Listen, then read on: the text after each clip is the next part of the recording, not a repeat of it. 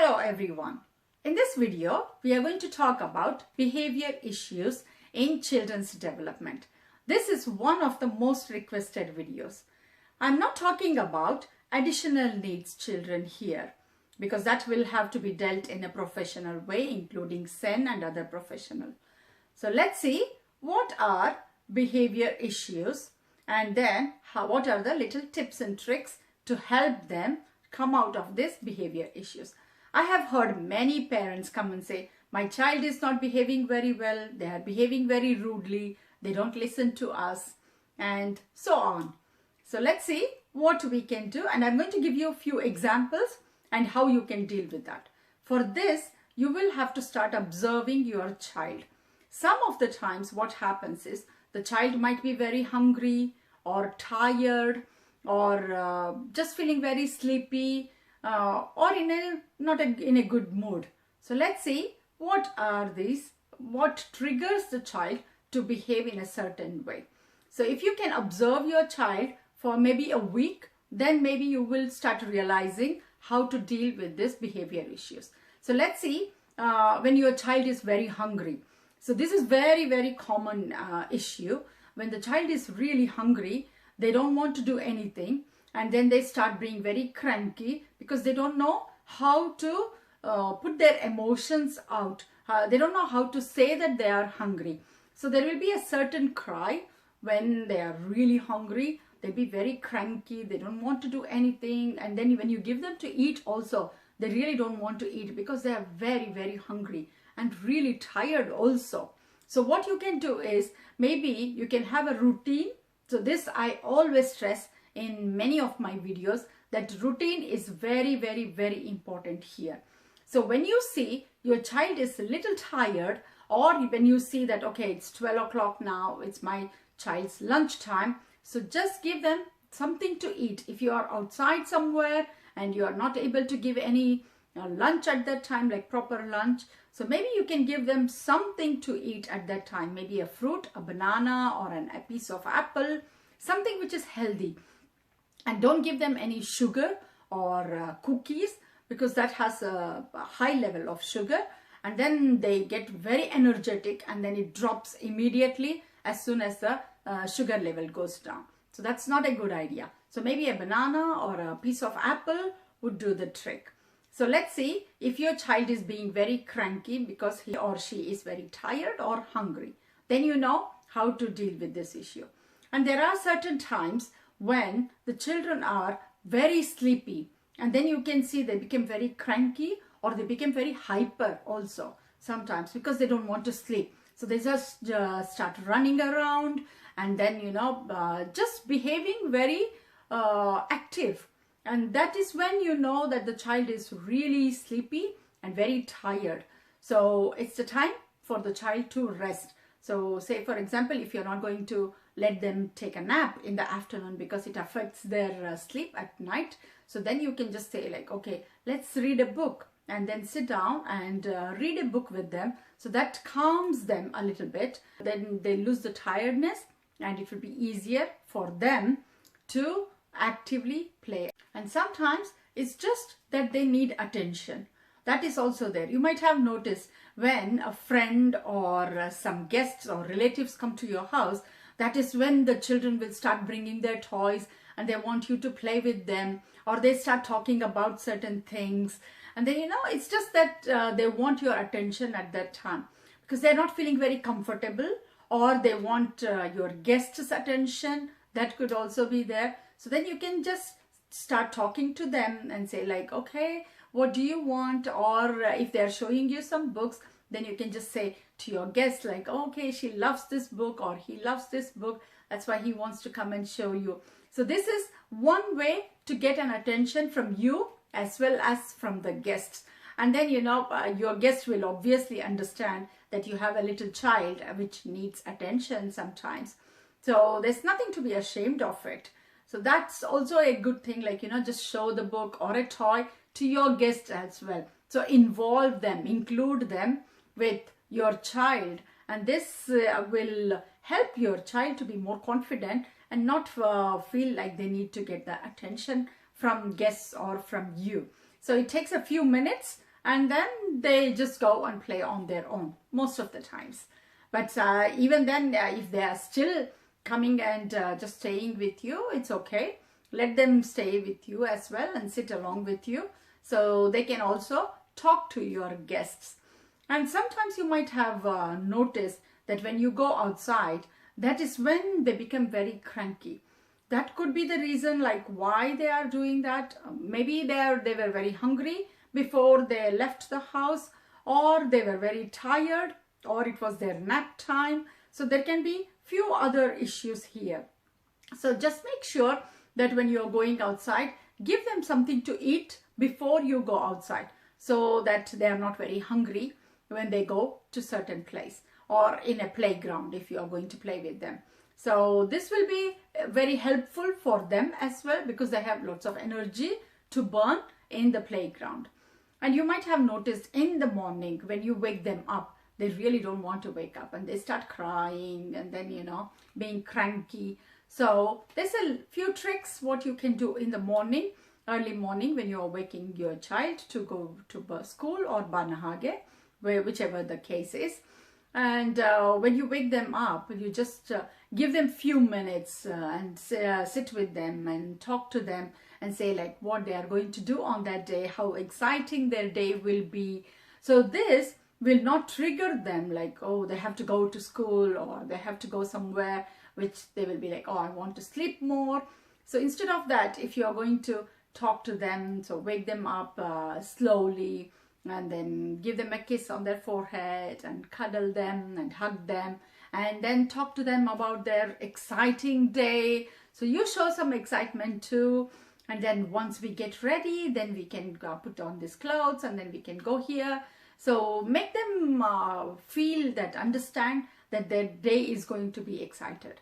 So this is, and when you are calm, they will also see that they have to be calm as well. So this is one way of teaching them to wake up in the morning and then know the routine of the day or the day, how the schedule is. So it will be easier for them to understand as well how their day is going to be. So there's no confusions or no surprises for them. So some children do like that, to know what's going on, and then they like to keep that routine. So if after breakfast, if they're going to get ready, that is how they like to keep it in the routine. So try to follow it as much as possible. If there are going to be any changes in their routine, just let them know ahead that instead of eating breakfast today, we are going to eat brunch because we woke up late. Say it's a weekend and then you're waking up late. So just inform them earlier so that there's no surprises, because some children do like their routines. That's one easy way to deal with their emotions. And many of the times what happens is the children don't know how to put their emotions out. So they don't know to express it like we do. So, and then some children, they are very, very little and they don't have the communication language yet. So they will be showing their emotions and expressing their feelings in a different way. Maybe crying. So you can see that their cries are very different. So when they are hungry, their cry will be a little bit different. And when they are cranky, that will be a different cry. And when they just need attention, that is also their cry will be very different. So if you start observing them a little bit, then you will notice that there are so many different types of cries from your child. So sometimes, you know, when they are playing in the playground also, you might have noticed that they fall down and they are just looking around. If somebody is paying attention to them, then they start crying that they have seen an adult looking at them. So that's why if you don't see them, and then, you know, of course, if it's like a big fall and things like that, then you will have to go and help them. I'm just saying, like, you know, sometimes when they trip and fall down, so then it's not a very big deal. Then if you're not looking at them, then they will just brush off and then walk. And if you look at them, then the issue starts, and then they start crying loudly. And, you know, that little thing becomes a big issue. So there are certain times when you need to ignore them. Not really ignore them, but see the situation. According to the situation, you can see that, okay, do I need to go and deal with it, or it's okay for the child to deal them by themselves. Even when they're siblings, and then when they are fighting also. So it can be a little argument, then you don't have to go and deal with it. Let them deal with the situation over there, and this will be very good for them to figure out how to deal with a conflict. Say for example, it's in children. So unless they are like, fighting over something, and then you see that they are going to hurt each other, then you will have to intervene. Otherwise, it will be easier for them to let them converse and let them come with a solution for what they are dealing with. Sometimes it's better not to interfere with siblings unless it is really, really required, because they do definitely come up with a solution and they talk among themselves, and then they share the things or whatever the situation is. So it's better to let them deal with it. And there's one more important thing. When you see a child is very, very cranky and they want to watch the YouTube or television when they are eating, and then you come and say like, oh, my child is not eating at all. So then when I put a YouTube video, or they are watching TV, then they are eating, because that's the habit, that's the routine for them. So that is how they have learned that if they are not going to watch something, then they will not be able to eat. So this is one very, very wrong thing to do with your children. So maybe you can start avoiding that, but you can't do it like, you have practiced that for a few years, and then later suddenly one day you're coming and saying like, no more TV now, no more watching something, you're just going to eat, then it will not work. So you have to gradually decrease that screen time, especially when they are eating. And then before sleep also, like at least minimum 1 hour before they sleep, all the television or computer or laptop, iPad, phone, whatever it is, the children should not be watching it at all. So this will help them to calm their mind and then fall asleep easily as well. Because I have seen there are many times that the children watch something while they are eating. That is what they do. Or walk around and eating, or playing around and eating. So this will not help them when they go to school. That is when you will see that the children's lunchbox come home without eating. Because the teachers have tried all the tricks, whatever they can, to let the child eat their lunch. But the children are not used to it. They don't know how to eat their lunch without watching any screen. So this will not help them in either way in the school. So when you are going to pick them up in the afternoon, they are really very tired, and then they are hungry as well. That is when you will see them crying because they don't want to go home. So you will see that crankiness there. So instead of that, if you start at home teaching them that no screen time when they are eating, or walking around and eating, or playing and eating, and then just making them sit in one place and let them finish their food. So you can talk to them like what fun things they can do, and how does the vegetable or the food they are eating looks, and how does it taste. So that can help them to realize that, okay, the taste buds, whether it's sweet or sour. So this way you're helping their communication build up as well, and their senses are also working, and they are relishing what they are going to eat, and they see what they are eating. So this is all a different way of teaching them good manners as well. And then this way they will learn at school as well. They have to sit and then they have to eat.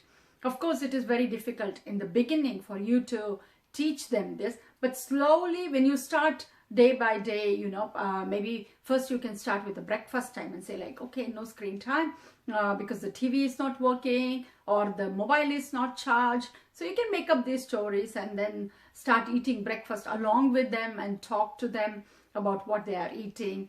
So, and then later on, gradually after a few days, maybe during lunchtime also, you can say, oh, the TV is not working or the Wi-Fi is not there. So just come up with some stories. And then once you start with like, few days, they have gone without watching anything and started eating their breakfast and their lunch. And then it will be easier for them after dinner as well. before they sleep, and just to read them any books, because this is really very important. So the children start learning from the very young age that they can just read the book and calm their mind before they go to sleep. So these are all the little tips and tricks to help them not being very cranky or crying and misbehaving. You might have seen sometimes the children, when they get angry, then they start throwing the things or the toys, everything. So you have to keep it calm. So if you raise your voice or if you show your anger, that doesn't help the children at all. So they instantly realize that, okay, they have triggered you, and then they will get whatever they want to, because they're just throwing the toys and books, whatever is there at home. So instead of that, you can say like, okay, if we are not going to calm down, then I will not be able to talk to you, and then I'm just going to wait for you to throw all the toys, and then we'll talk. So then in the beginning, it is really difficult to calm and then be patient until they have stopped or calmed down themselves. And then you can talk to them, sit down, talk to them and say like, do you think it's a good idea that you threw all the toys here? So maybe some toys are broken. So, just talk to them, what happened to them. And then it will be easier for them when they are calmed down. Then it will be easier for them to listen to you as well and understand. And then when they are just throwing the toys and then you see them, then you can say like, keep it on the table, and then take their hand and along with the toys and keep it on the table. So they will start doing it again, and then be patient. Maybe 100 times you will have to say, keep it on the table, and start taking their hands and let them take the toy and keep it on the table as many times as you can, and until they stop throwing it. This definitely works. I have tried all these methods in the class and it definitely works. So maybe you can try it, and then you can say like, we have to take care of our things and our toys, and it helps them. So if something is broken, then you just say like, okay, this is your favorite toy, but it's broken now, we'll have to throw it in the bin. And then they see that their toy or the book, it's going in the bin. So then that it really affects them. So it's a good idea to just keep patient and practice with them that they are not allowed to throw. If you say no many times, then that doesn't go with them. No is like yes for them. So patiently, instead of saying no, don't do that. Instead of that, use something else. Like say for example, they are throwing the toys, then say like, keep it on the table, or keep it in the box, or keep it on the bed, or whatever the situation might be over there. And then you will see that they are running sometimes on the street, and then say, we walk on the street. So this helps them to understand that when they are in the street, they have to walk. In the playground, we are allowed to run. So this will help them to understand that, okay, they are on the street now and they are not allowed to run. So if you let them know before that we are going to walk to the playground, and when we are walking on the street, we walk, and then when we are in the playground, then you're allowed to run. So this will help them to understand that, okay, streets are not for running, and then only the playground is for running. So this will also help them. So if there's any questions, how to deal with the bad behavior, which I don't want to label the children. I don't like labeling the children that they are behaving bad. There is definitely a reason why your child is behaving in a certain way. So I have given you some tips and some of the things which I can remember now, that these can be the reasons why the children are doing, and then some tips and tricks to help you to come out of this situation. So if you have any questions or any things, then please leave it in the comment box. Then I'm going to definitely reply to you. I hope this has helped you to understand how to deal with the behavior issues. And if you're dealing with a certain issue, you can always reach out to me, and I will definitely try to help you as much as possible. Thank you so much for watching. Thank you everyone. Have a good day.